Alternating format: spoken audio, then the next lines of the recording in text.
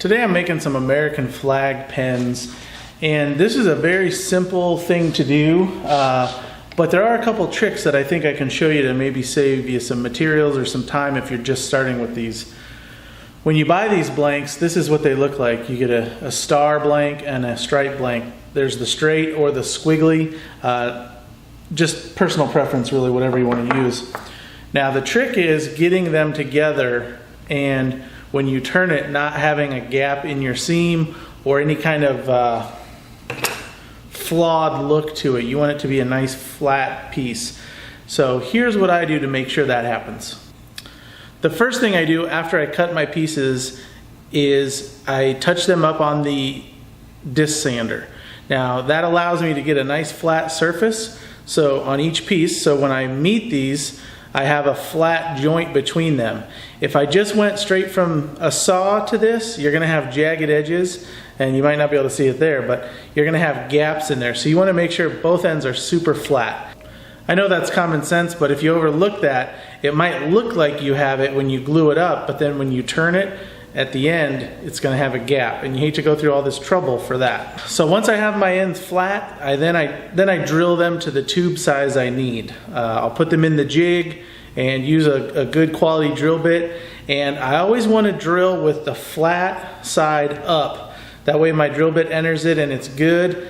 And these blanks have a tendency to chip out on the bottom. I don't know if that's going to be visible or not, but no matter how careful I am, sometimes they still just like chip a little bit on the way out. So I always want to put that on the waste side. That way my flat sides are good. Now we're up to the glue up. This is how I usually do it. I start with my star end. I'll bring my tube, and what I'll do is I'll put my tube in, no glue yet, and I'll feed it through to where it's like this, and then I'll glue the back end.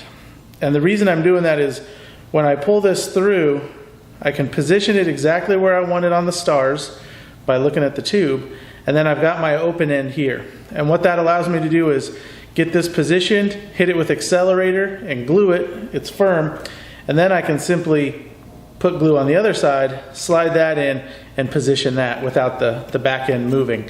Because if you try to do it all at once, this could move on you once it's in there. So just like this, put the tube in, apply a little bit of glue here.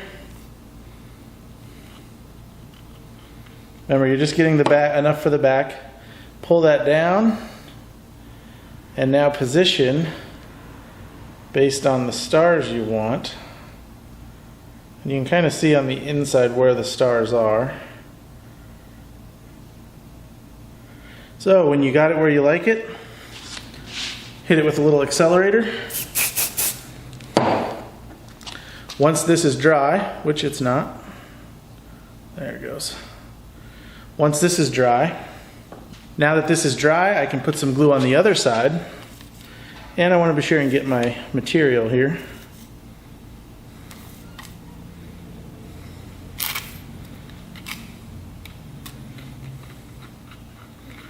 Get on the tube. Flat side in. I just kind of spin it to spread that glue around. I line it up to where I think it's going to be just right. Take a clamp.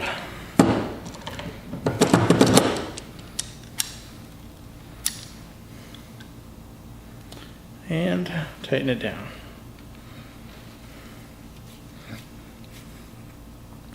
Now you can hit this with accelerator. Even when I do, I'll let this sit overnight just to make sure I got a good glue up on there. And then just the regular procedure, square up your ends and turn as normal, polish to the end. But that's how I make my stars and stripe blanks, and that's how I get a nice good seam on them. Thanks for watching.